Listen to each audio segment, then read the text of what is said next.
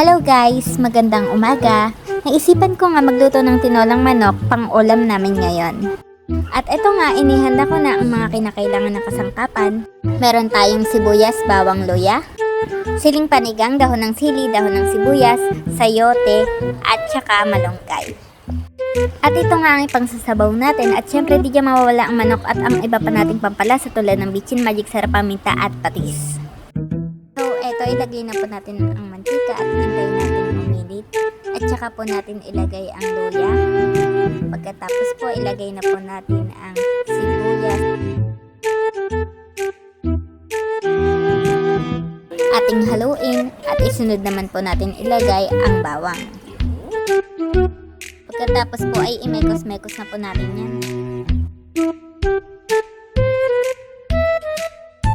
Ilagay na nga po natin ang manok.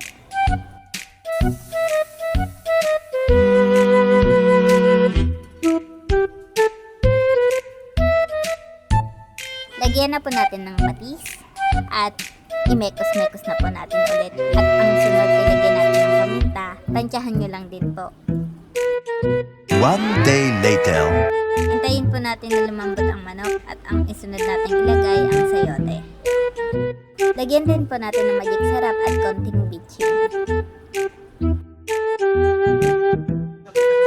At ang sunod naman, ilagay na po natin ang ating pangsabaw.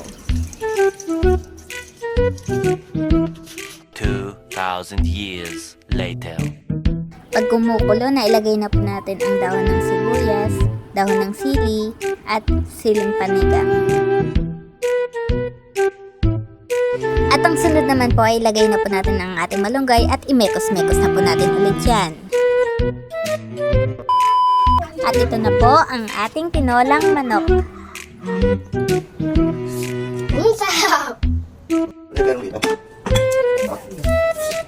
Sarap! Sarap!